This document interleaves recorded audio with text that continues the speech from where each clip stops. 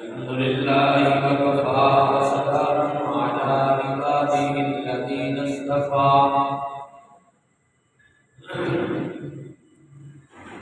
الحمد لله نحمده ونستعينه ونستغفره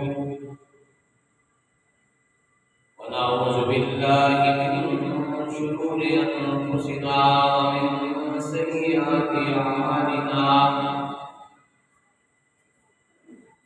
من يهده الله فلا مضل له ومن يضلل فلا هادي له أشهد أن لا إله إلا الله وحده لا شريك له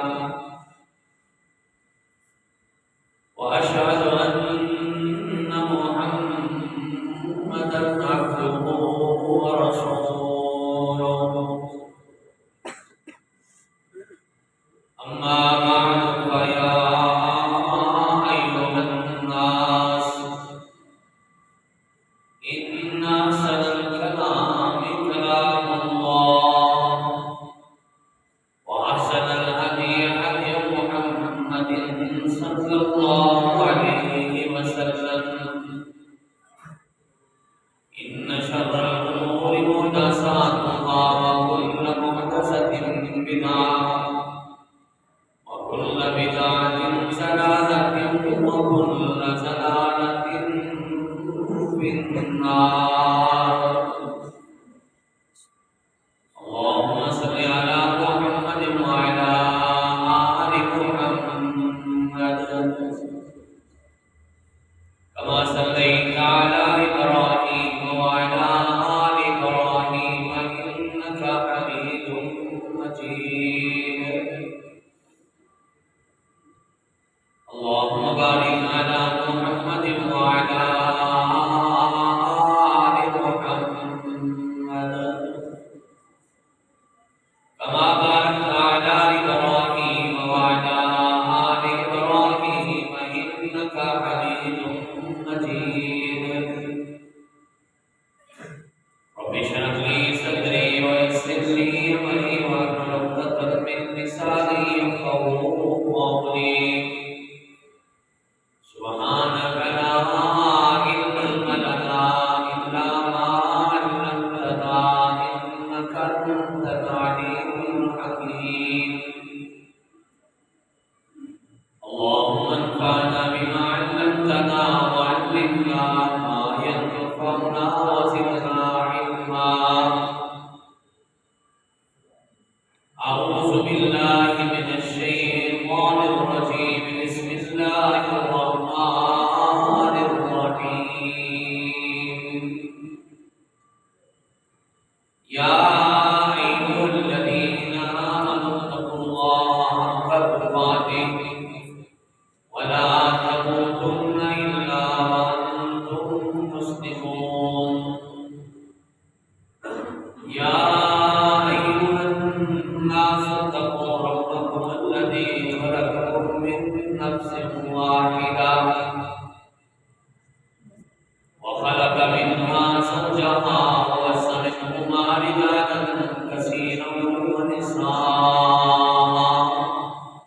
واتقوا الله الذي تساءلون به والأرحام إن الله كان عليكم رقيبا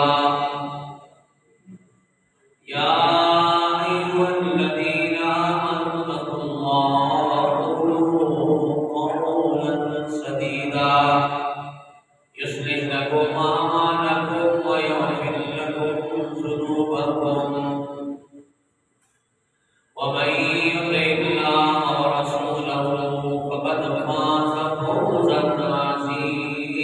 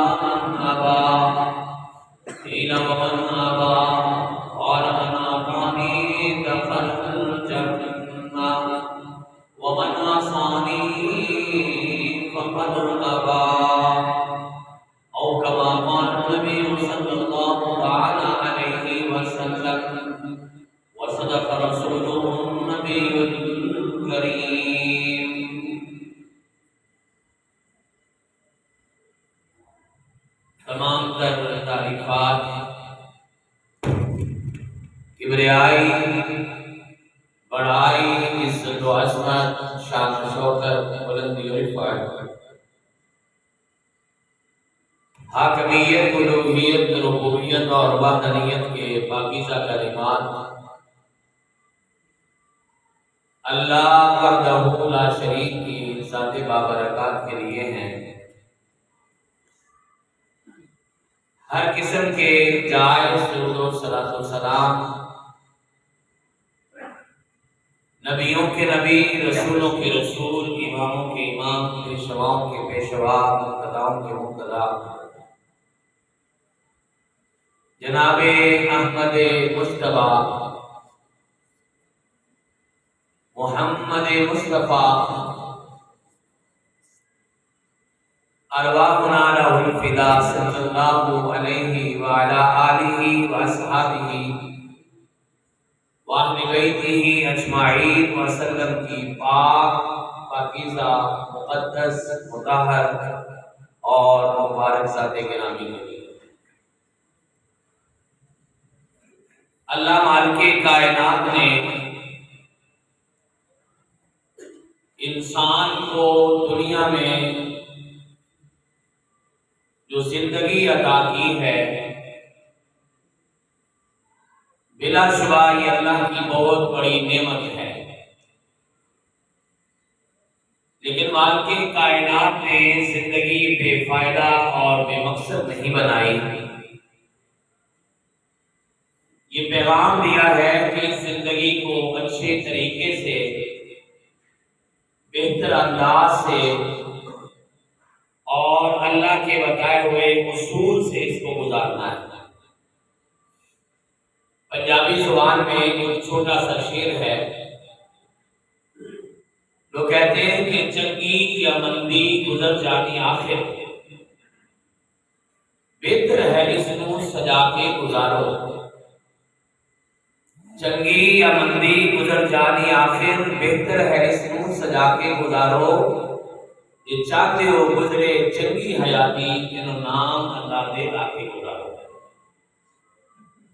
اور زندگی کو سجانے کے لیے، بنانے کے لیے بامقصد اور بہتر انداز میں گزارنے کا نمونہ حضرت محمد رسول اللہ صلی اللہ علیہ وسلم کی حیات طیبہ کو بنایا ہے۔ قرآن مجید کی مشہور آیت کریمہ لَقَدْ كَانَ لَكُمْ فِي رَسُولِ اللَّهِ أُسْوَةٌ حَسَنَةٌ، زندگی کا بہترین انداز، بہترین رول ماڈل، بہترین طریقہ زندگی اور بہترین نمونہ اگر کوئی بنایا جا سکتا ہے تو محمد رسول اللہ صلی اللہ علیہ وسلم کی حیات طیبہ کو بنایا جا سکتا ہے۔ گزشتہ مہینے سے آپ احباب جانتے ہیں کہ ہم نے الحمدللہ خطبات جمعہ کا جو آغاز کیا تھا، اس کی ابتدا میں بتایا گیا کہ اللہ کے پیغمبر علیہ السلام کی زندگی کو ہم کیسے اپنا سکتے ہیں۔ اس کے لیے آپ علیہ السلام کی زندگی کا ایک دن بتانا، آپ کی خدمت میں پیش کرنا، یہ شروع کیا ہے اس نیت کے ساتھ اور اس دعا کے ساتھ کہ اللہ خالق و مالک ہماری زندگیاں بھی اپنے پیغمبر کے جیسی بنا دے، آمین۔ آپ جانتے ہیں کہ گزشتہ خطبہ جمعہ میں پچھلے مہینے میں تقریباً 7 یا 8 چیزیں آپ کی خدمت میں پیش کی گئی۔ بتایا گیا کہ رسول اللہ صلی اللہ علیہ وسلم اپنی صبح کا آغاز اللہ کا نام لے کر، اللہ کی دعا پڑھ کر، اللہ کا شکریہ ادا کر کے کیا کرتے تھے۔ یہ بھی بتایا گیا کہ آپ اس کے بعد مسواک کرتے تھے، اپنی ضروریات سے فارغ ہوتے تھے، آپ بہتر انداز میں وضو کرتے تھے۔ نبی کائنات علیہ السلام اکثر نماز تہجد پڑھتے تھے، نماز با جماعت کا اہتمام کرتے تھے، کائنات کے امام علیہ السلام نماز کے بعد اذکار کا اہتمام کرتے اور پھر نماز اشراق اور گھر میں تشریف لا کر اگر کھانے کے لیے کچھ میسر نہ ہوتا تو اکثر اللہ کے پیغمبر علیہ السلام نفلی روزے رکھا کرتے تھے۔ آج کی ترتیب میں جو پہلی چیز ہم پیش کریں گے آپ کی خدمت میں وہ یہ ہے کہ نبی کریم علیہ السلام گھر میں جب تشریف لاتے کھانا موجود ہوتا، کھانا کھاتے تو آپ کا طریقہ، آپ کا انداز اور آپ کی سنت کیا ہے؟ سب سے پہلے یہ بات یاد رکھیں، کھانے کا آغاز بسم اللہ سے اللہ کا نام لے کے کیا جائے گا۔ کائنات کے امام علیہ السلام کی تلقین یہ ہے کہ سب اللہ کا نام لیجیے، اس سے کھانے میں برکت بھی پیدا ہوتی ہے اور کھانا آپ کے لیے باعث ثواب بھی بنتا ہے۔ اور یہ بات یاد رکھیے، کھانے میں برکت کا معنی کیا ہے؟ کھانے میں برکت کا معنی یہ نہیں ہے کہ اگر آپ کے سامنے 2 روٹیاں پڑی ہیں تو وہ 3 ہو جائیں گی۔ برکت کا معنی یہ نہیں ہے کہ دسترخوان کی چیزوں میں اضافہ ہو جائے گا۔ برکت کا معنی یہ ہے کہ وہ چیزیں ہمارے لیے فائدہ بخش ہو جائیں گی، ہماری صحت کے لیے وہ زیادہ فائدہ مند ہو جائیں گی اور کسی قسم کا خدا نخواستہ نقصان ہمارے جسم کو نہیں پہنچے گا۔ برکت کا معنی یہ بھی ہے کہ وہ کھانا جو ہے وہ آپ کے لیے باعث ثواب بن جاتا ہے۔ آپ یہ بات یاد رکھیے، اگر آپ کھانا سنت کے مطابق کھاتے، اللہ کا نام لے کے کھاتے اور کھانے کے اختتام پر اللہ کا شکریہ ادا کرتے ہیں، وہ کھانے کا ایک ایک لقمہ اور پانی کا ایک ایک گھونٹ جو ہے وہ آپ کے لیے باعث ثواب بن جاتا ہے۔ یہ ہے برکت کا معنی۔ اس کے علاوہ کائنات کے امام علیہ السلام فرمایا کرتے تھے، کل بیمینک، اپنے دائیں ہاتھ سے کھایا کرو۔ آج ہمارے لوگوں نے خواہ کا کلچر بنا دیا، اپنے آپ کو جدید، اپنے آپ کو ماڈرن، اپنے آپ کو جو ہے وہ لبرل ظاہر کرنے کے لیے ہمارے بچے، ہماری بیٹیاں، ہمارے گھروں میں کہیں نہ کہیں جو ہے وہ الٹے ہاتھ سے کھانا کھانے کو کلچر بنا بیٹھے ہیں۔ شاید ہمیں بھول گیا کہ مسلمان کا کلچر دائیں ہاتھ سے کھانا ہے، اور کائنات کے امام محمد رسول اللہ صلی اللہ علیہ وسلم نے فرمایا تھا مسلمان دائیں ہاتھ سے کھاتا ہے اور شیطان بائیں ہاتھ سے کھاتا ہے۔ اب یہ فیصلہ ہمارا ہے، ہم اپنے بچوں کو مسلمان بنانا چاہتے ہیں یا ہم اپنے بچوں کو شیطان بنانا چاہتے ہیں۔ اور ایک حدیث تو یہاں تک بھی ملتی ہے، نبی کائنات علیہ السلام نے ایک آدمی سے کہا کہ دائیں ہاتھ سے کھاؤ، کہنے لگا میرا دائیں ہاتھ کام نہیں کرتا۔ کائنات کے امام علیہ السلام کو شدید غصہ آیا۔ اللہ کے پیغمبر علیہ السلام نے کہا اللہ کرے تیرا دائیں ہاتھ کام ہی نہ کرے، یہ بد دعا دی۔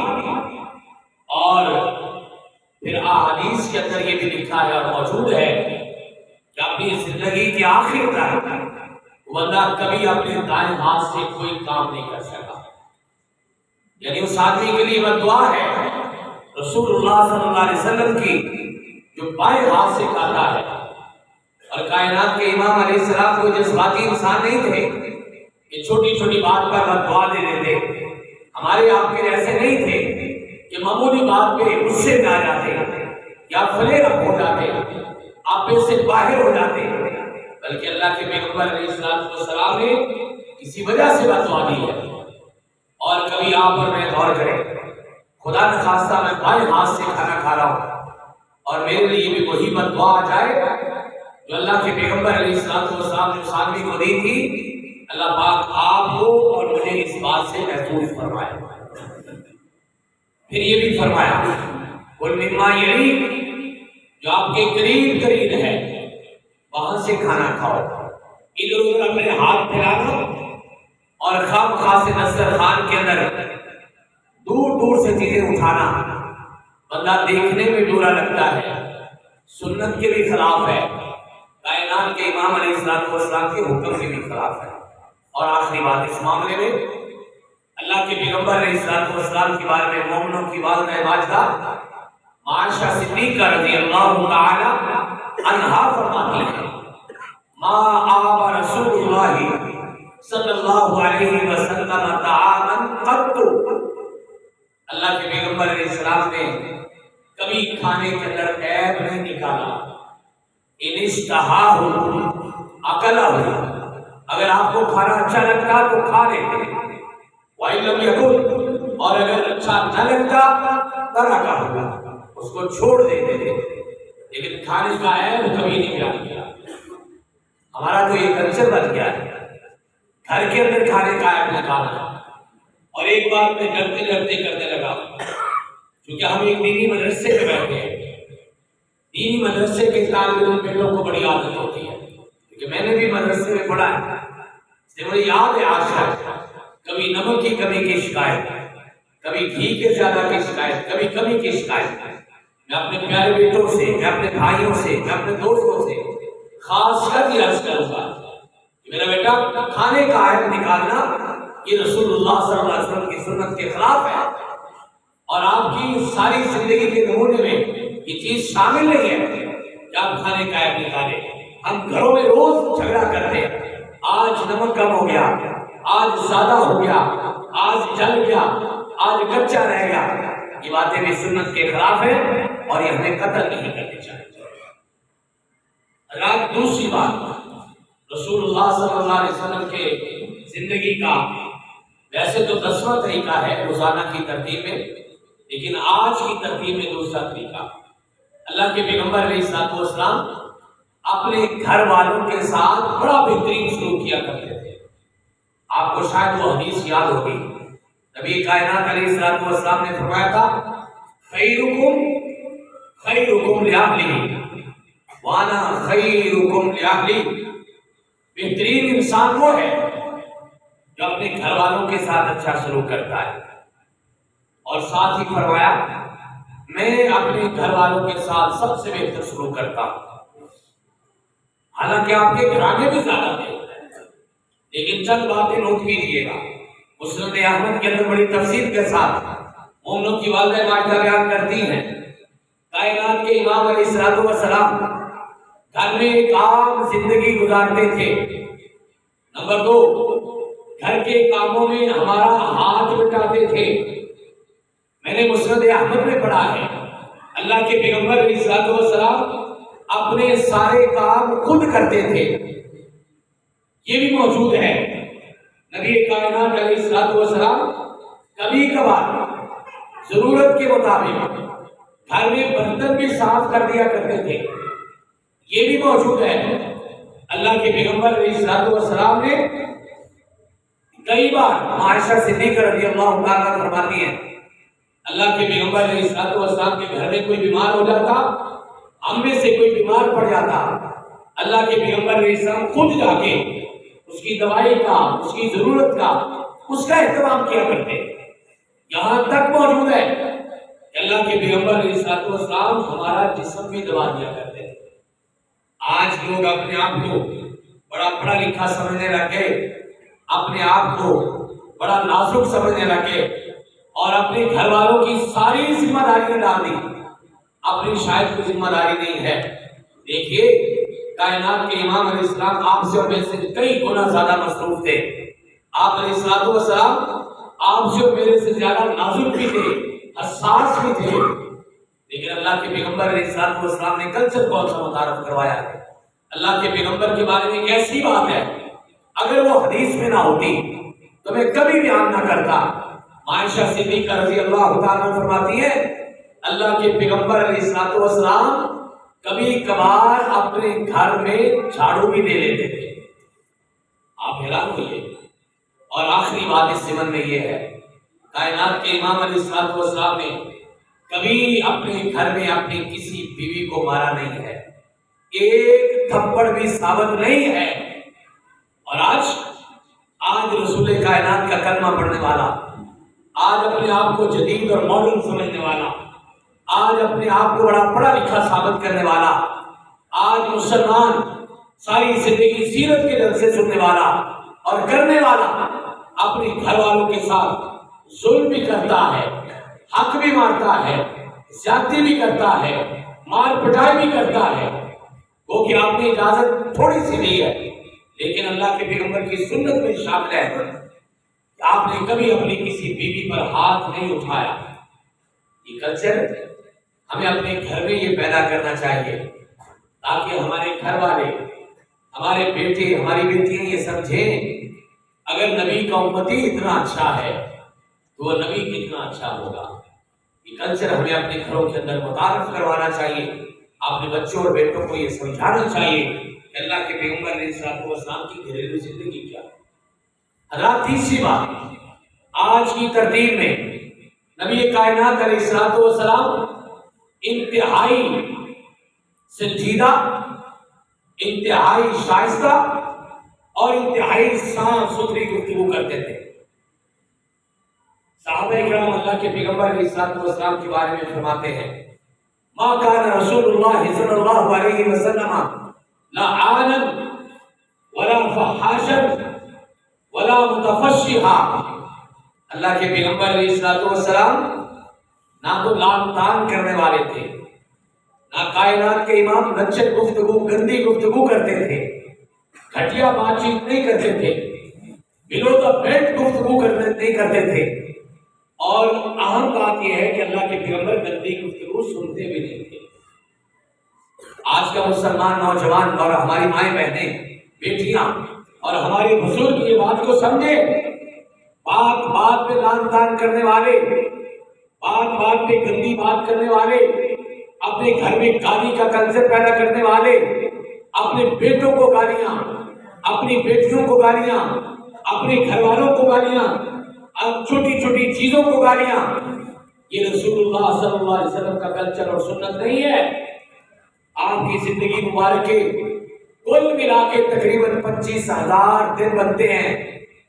63 سال کی زندگی کو 365 کے ساتھ اگر ملٹیپلائی کیا جائے تقریباً 25,000 دن بنتے ہیں، لیکن کمال اللہ کے پیغمبر کا یہ ہے 25,000 دنوں میں کائنات کے امام نے ایک بھی گالی نہیں نکالی۔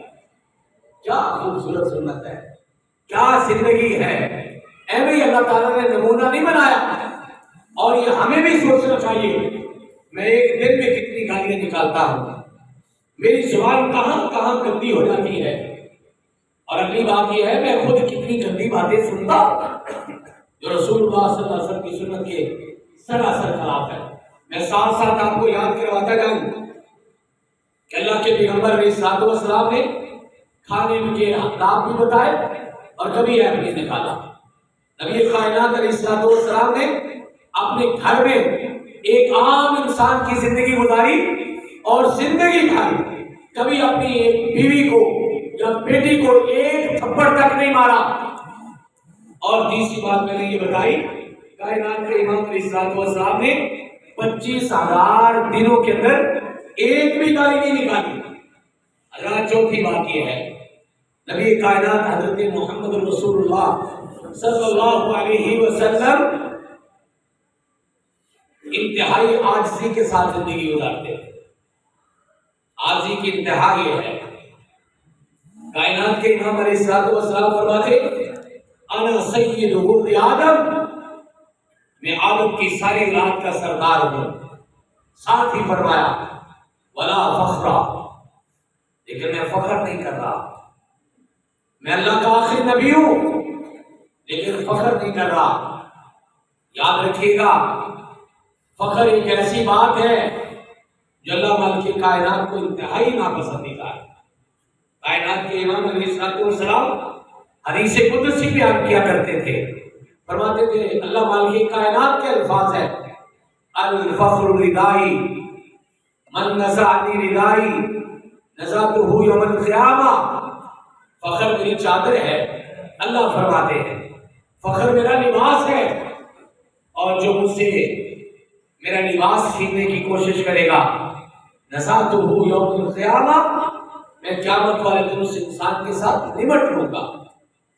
अल्लाह मालिक के कायनात उसको धमकी लगा रहे हैं जो फख्र करता है। नहीं, ना लिबास में फख्र, ना नजर में फख्र, ना चाल में फख्र, ना अल्फाज में फख्र, कायनात के ना अमल में फख्र, ना कौलो करार में फख्र। कभी भी किसी एतबार से अपनी जिंदगी में फख्र को दाखिल ना होने दे। कभी इंसान हुस्न में फख्र करता है, कभी ताकत में फख्र करता है, कभी खानदान में फख्र करता है, कभी इक़्तिदार में फख्र करता है, कभी इख्तियार में फख्र करता है, और कभी तो इल्म पे भी फख्र करता है। और एक बड़ी खतरनाक बात की निशान नहीं करूंगा, कभी इंसान नेकी पे भी फख्र करता है। अल्लाह पाक आपको मुझे महफूज फरमा दे। नबी कायनात अलैहिस्सलातु वस्सलाम की आजी की इंतहा ये है कि अल्लाह के पैगंबर अलैहिस्सलातु वस्सलाम के सामने लोग आपकी इज्जत और तारीफ करते हैं, और अल्लाह के पैगंबर अलैहिस्सलाम अपने सहाबा को मना कर देते हैं। आप फरमाते मेरे सहाबा, ला ततरूनी कमा अदरत नसारा ईसा इब्न मरियम, मेरी उस तरह बढ़ा चढ़ा के तारीफ ना करो जिस तरह ईसाई ईसा अलैहिस्सलाम की तारीफ के अंदर गुलब किया, आगे बढ़े, एक्सैजरेट किया।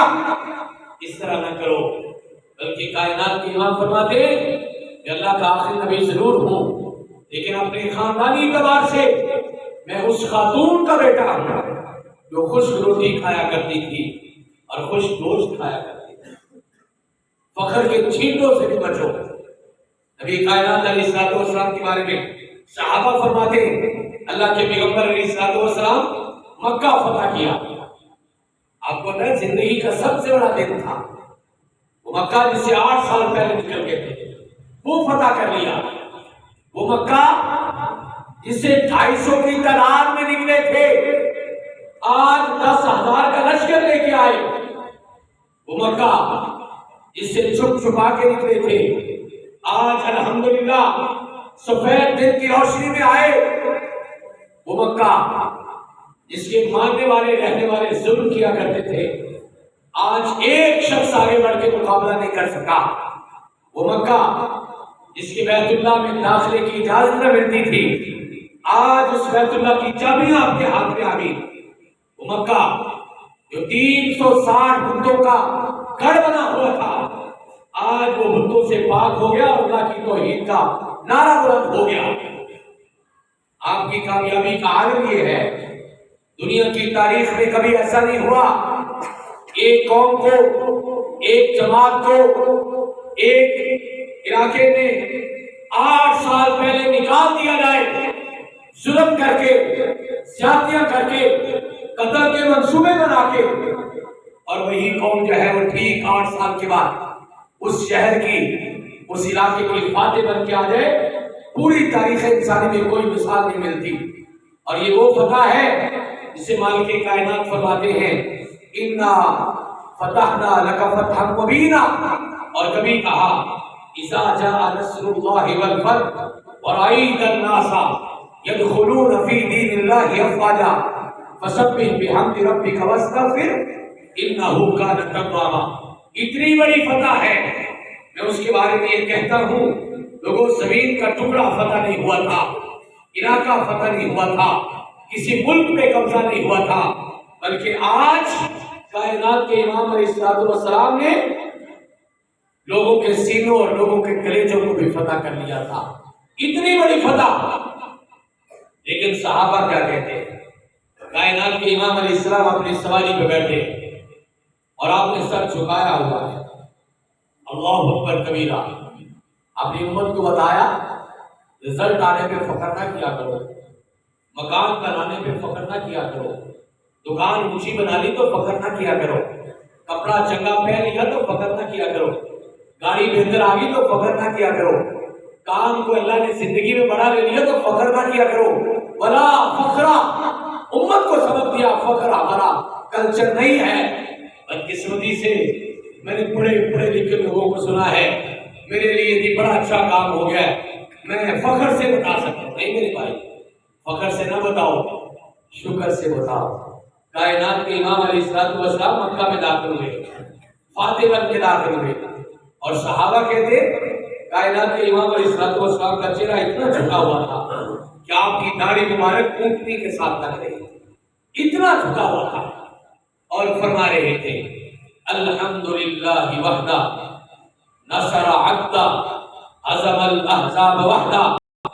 آج ہمیں فخر ہے، آج ہمیں شکر ہے، شکر اس اللہ کا ہے جس نے اکیلے نے ساری کی ساری قوموں کو شکست دے دی، اور اللہ نے اپنی جماعت کو کامیاب کر دیا۔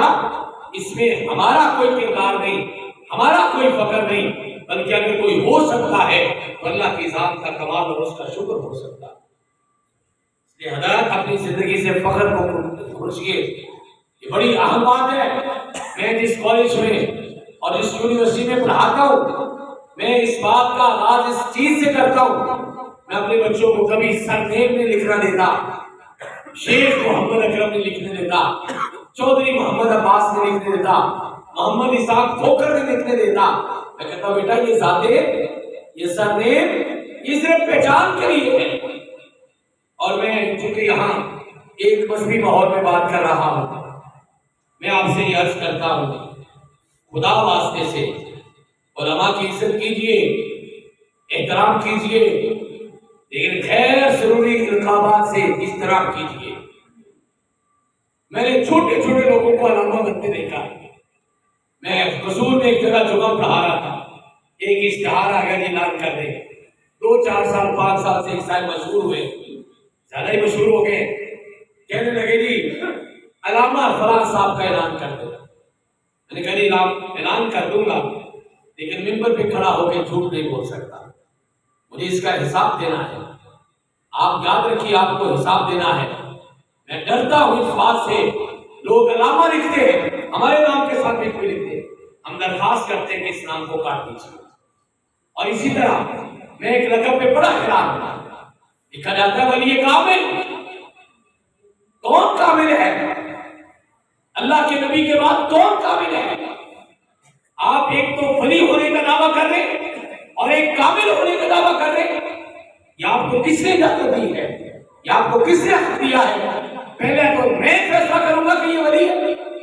چلیے اچھی بات کا حوصلہ افزائی کر دی، کامل کو مجھے اختیار کس نے دیا ہے؟ یہ مجھے میری سمجھ سے باہر بات ہے۔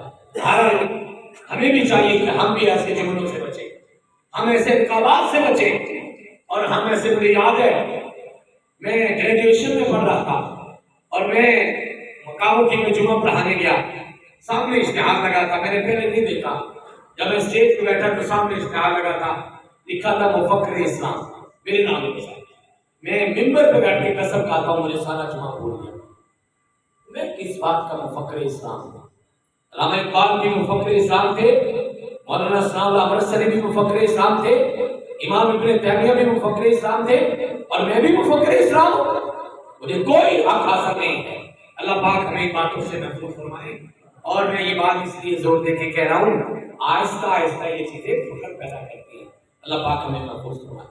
نبی کائنات علیہ السلام کی زندگی کا ایک اور بڑا اہم بات، اللہ کے پیغمبر علیہ السلام اپنی بیٹیوں کا بڑا احترام کیا کرتے تھے، بیٹیوں سے بڑا پیار کیا کرتے تھے، بیٹیوں کے گھروں میں چکر لگایا کرتے تھے۔ میں کلچر پہ بڑا حیران ہوں، آج کا پڑھا لکھا آدمی بڑی غیرت کا مظاہرہ کرتا ہے، کہتا ہے میں نے اپنی بیٹی کے گھر میں کبھی چکر نہیں لگایا۔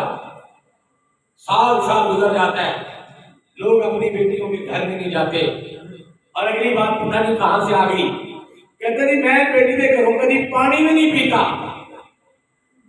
اگلے مہینے تک آپ کو چیلنج ہے، ماشاءاللہ تعالیٰ بڑی ریسرچ والے لوگ ہوتے، ایک حدیث انہیں دکھا دینا، کائنات کے امام کا ایک عمل بتا دینا، اللہ کے پیغمبر اپنی بیٹی کے گھر میں گئے ہو اور آپ نے کچھ کھایا پیا نہ ہو۔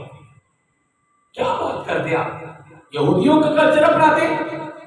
بلکہ میرا جملہ یاد رکھیے گا، جب کبھی اپنے غریب رشتہ داروں کے گھر جائیں تو لازمی کھائیں، جو موجود ہے ضرور کھائیں، ان کی حوصلہ شکنی نہ کریں، ان کو عمل سے ثابت نہ کریں کہ آپ کا کھانا میرے قابل نہیں ہے، ان کو یہ ثابت نہ کریں کہ آپ میرے قابل نہیں ہیں، بلکہ میں آپ کو ایک بات بتاتا ہوں، احادیث کے اندر اور بالخصوص سیرت کے اندر میں نے پڑھا، سیرت ابن ہشام اٹھائیے، آپ البدایہ والنہایہ اٹھائیے، آپ طبقات ابن سعد اٹھائیے، آپ سیرت ابن اسحاق اٹھائیے، آپ تفسیر ابن کثیر اٹھائیے، آپ سیرت النبی صلی اللہ علیہ وسلم کی بڑی بڑی کتابوں میں پڑھیے، اللہ کے پیغمبر علیہ الصلوۃ والسلام ہر روز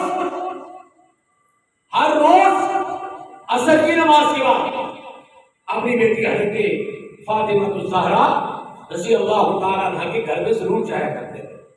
باقی بیٹیوں کے ساتھ اللہ کے پیغمبر نے بڑی محبت کا معاملہ کیا ہے، بیٹیوں کے پاس والدین سے بڑی دولت کوئی نہیں ہے، بیٹے تو پھر بھی ادھر ادھر چلے جاتے ہیں۔ کائنات کے امام نے کہا تھا بیٹیاں بڑی محبت کرنے والی ہوتی ہیں، بیٹوں کو جائیداد چاہیے ہوتی ہے، بیٹیوں کو ماں باپ کی سب سے چاہیے ہوتی ہے، جو ہر نماز کے ساتھ تیرے لیے دعا کرے، جو ہر وقت تیری خیر مانگے، تو کہتا ہے میں کبھی اس کے گھر نہیں گیا، یہ کوئی کلچر نہیں ہے، اللہ کے پیغمبر علیہ الصلوۃ والسلام کی سنت نہیں ہے۔ ثابت ہے کہ جتنا ممکن ہو آپ کو اپنی بیٹیوں کے گھر میں جانا چاہیے، آپ کچھ نہ لے کے جائیں، آپ بیٹی کو دعا دے دیں، آپ بیٹی کے سر پہ ہاتھ رکھ دیں، یہ موجود نہیں ہے کہ اللہ کے پیغمبر علیہ الصلوۃ والسلام کی مجلس میں بیٹی آتی اللہ کے پیغمبر آگے بڑھ کے اس کا استقبال کرتے، یہ موجود نہیں ہے، اللہ کے پیغمبر ان کے ماتھے پہ بوسہ دیتے، کیا یہ موجود نہیں ہے؟ فاطمہ کو اپنی جگہ اٹھاتے، یہ کلچر ہمارے ختم ہو گیا، یہ بہنوں کے لیے بھی ہے کہ اپنی بہنوں کو مار پٹائی بھی کرتے ہیں، اپنی بہنوں کے ساتھ ظلم بھی کرتے ہیں، اپنی بہنوں کا حصہ بھی کھاتے ہیں۔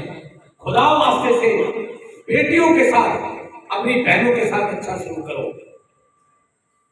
اور میں نے اگلی بات بھی یہی بتا دی ہے، کائنات کے امام اپنے تمام رشتہ داروں کے ساتھ اور بالخصوص اپنی بہنوں کے ساتھ بہت اچھا سلوک کرتے تھے۔ نبی کائنات علیہ الصلوۃ والسلام نے مکہ فتح کیا،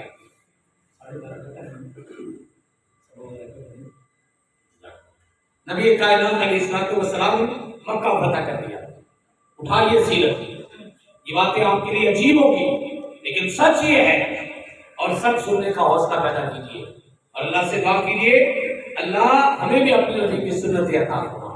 آج کی ترتیب میں ساتویں بات یہ بتا رہا ہوں، نبی کائنات علیہ الصلوۃ والسلام نے مکہ فتح کیا، صحابہ کہتے ہیں سارا دن مصروفیت تھی، پچھلا ٹائم ہو گیا، عصر کا ٹائم ہو گیا، اللہ کے پیغمبر کو سبائز کیا، کائنات کے امام آپ تھک گئے ہوں گے اور آپ نے صبح سے کھایا بھی ابھی کچھ نہیں، آپ آرام بھی کر لیں، کچھ کھا بھی لیں۔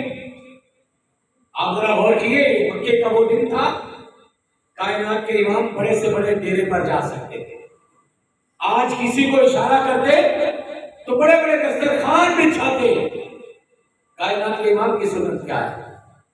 فرمایا ٹھیک ہے، صحابہ کہتے ہیں یہ کہ اللہ کے پیغمبر نے اپنی سواری کا رخ ایک طرف موڑ دیا، چلنے لگے، ہم پیچھے پیچھے ہو گئے۔ اب ادب کا تقاضا یہ تھا کہ ہم نے پوچھا نہیں کہ کدھر جا رہے ہیں، اور یہی اصل ادب ہوتا ہے، کائنات کے امام علیہ الصلوۃ والسلام چل رہے، ہم پیچھے پیچھے جا رہے ہیں، مکے کا اہم علاقہ ختم ہو گیا، ہم حیران اللہ کے پیغمبر علیہ السلام کہاں جا رہے ہیں، کچی بستی شروع ہو گئی، چھوٹی چھوٹی گلیاں شروع ہو گئی، کائنات کے امام نے ایک دروازے کے ساتھ جا کے بریک لگائی، رکے،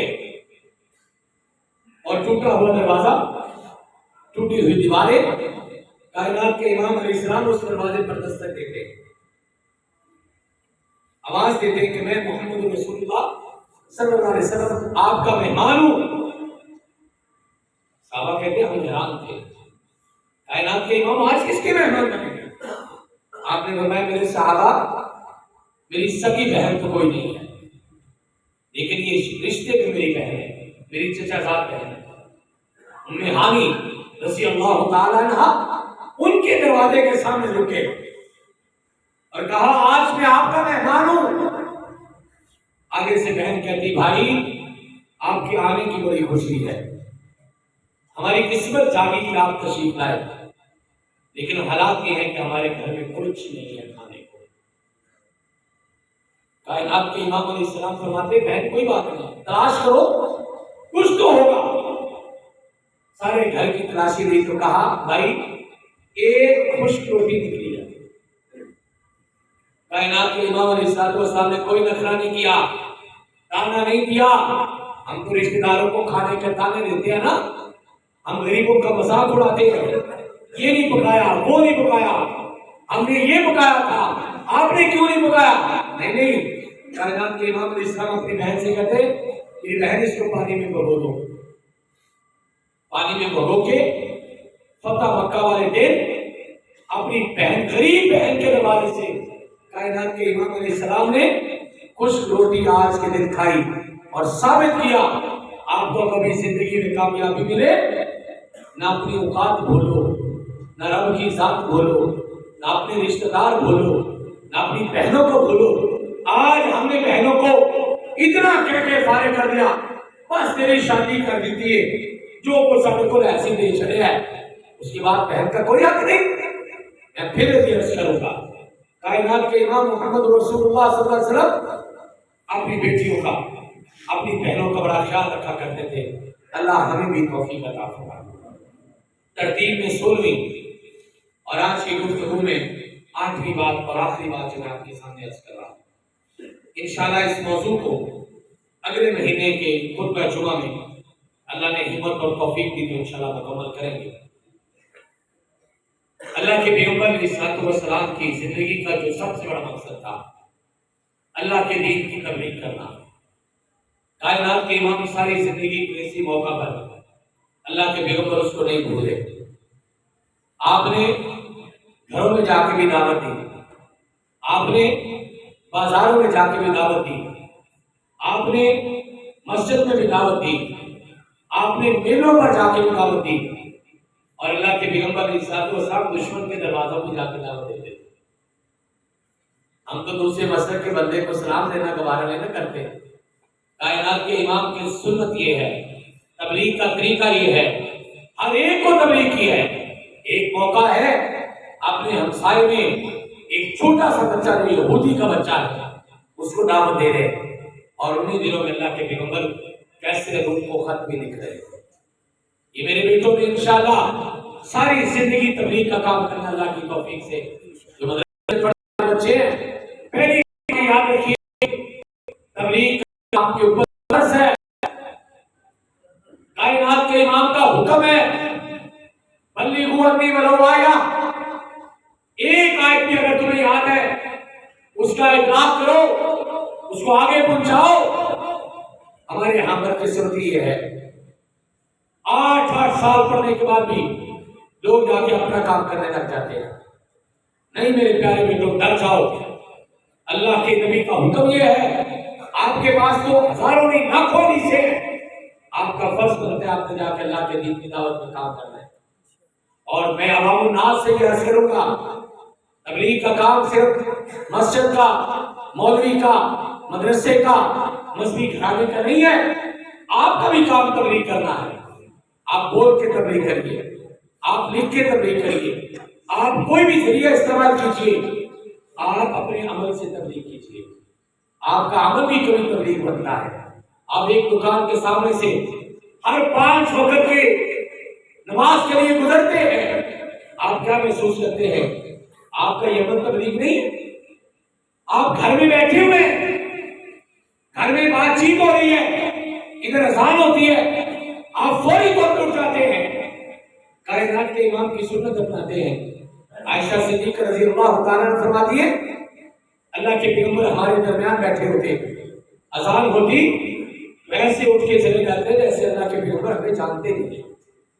آپ یہ سنت اپنائیے نا، آپ کے بچے، آپ کے طالب علم، آپ کی اولاد، آپ کے رشتہ دار، آپ کے محلے دار، آپ کے تعلق دار اور آپ کے محلے کے لوگ، آپ کی جان پہچان کے لوگ، ایک طالب علم اپنے بچوں کے ساتھ، بھائیوں کے ساتھ کھیل رہا ہے، ادھر اذان ہوتی ہے، وہی وہ کھیل کو بند کر کے مسجد میں آ جاتا ہے، اس کا یہ عمل بھی تبلیغ ہے۔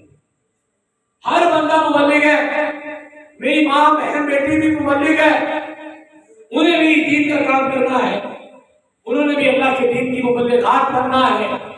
اپنے گھر سے شروع کریں اور اب جہاں جہاں ممکن ہے، اللہ کے پیغمبر علیہ الصلوۃ والسلام نے کوئی طریقہ تبلیغ کا نہیں چھوڑا، کوئی راستہ نہیں چھوڑا۔ بچوں کو بھی تبلیغ کی ہے، جوانوں کو بھی تبلیغ کی ہے، بوڑھوں کو بھی تبلیغ کی ہے، عورتوں کو بھی تبلیغ کی ہے، آپ نے غریبوں کو بھی تبلیغ کی ہے، آپ نے وقت کے بادشاہوں کو بھی تبلیغ کی ہے۔ کبھی کبھار میں ڈرتا ہوں، ہم تو وقت کے بادشاہوں کو تبلیغ نہیں کرتے۔ کائنات کے امام نے اس دور کی سپر پاور کو، کیسر و کسریٰ کو، شام ایران کو، بڑے بڑے وڈیروں کو خط لکھ کر، آپ نہیں جانتے اللہ کے پیغمبر علیہ الصلوۃ والسلام نے 14 خطوط لکھے بڑے وڈیروں کو اور سرداروں کو۔ سارے خطوط حدیث کی کتابوں میں اور سیرت کی کتابوں میں موجود ہے۔ آپ نے خدا ہوتی ہے۔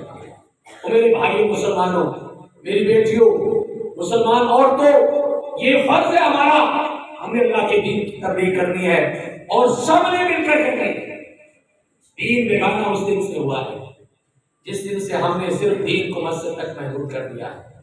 آپ کے اندر اتنی طاقت ہونی چاہیے، آپ جس اسکول میں پڑھاتے ہیں اس میں تبلیغ کریں، آپ جس ادارے میں پڑھاتے ہیں اس میں تبلیغ کریں، سختی نہ کریں، نرمی کے ساتھ۔ آخری بات کر رہا ہوں، تبلیغ کیا ہے؟ تبلیغ پانی ہے۔